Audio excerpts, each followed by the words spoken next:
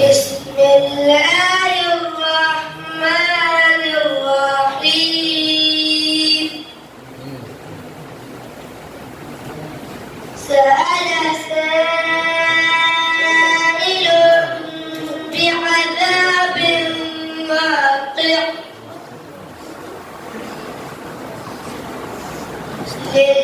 للكافرين ليس له دافع من الله ذي المعارج تعرج الملائكة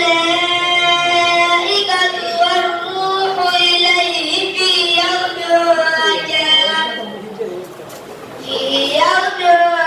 كان مقداره 50,000 سنة فاصبر صبرا جميلا إنهم يرونه بعيدا ونراه قريبا يوم تكون السماء كالمهل وتكون الجبال كالعهن فلا يسأل حميم حميما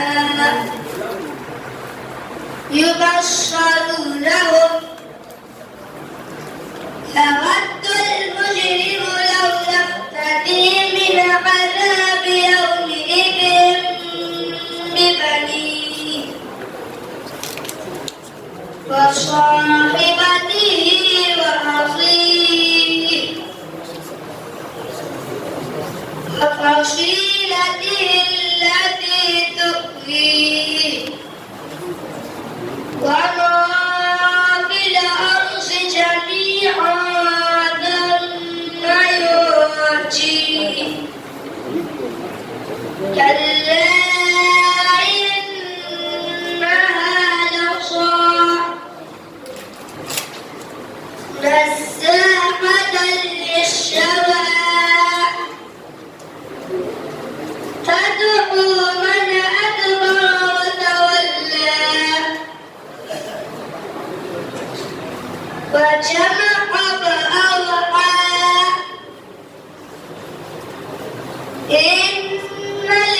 الإنسان خلق هلوعا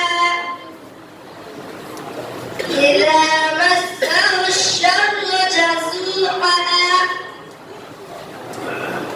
وإذا مسه الخير منوعا إلا المصلين الذين هم على صلاتهم دائمون والذين في أموالهم حق معلوم للسائل والمحروم والذين يصدقون بيوم الدين الذين هم من عذاب ربهم مشفقون إن عذاب ربهم غير مأمون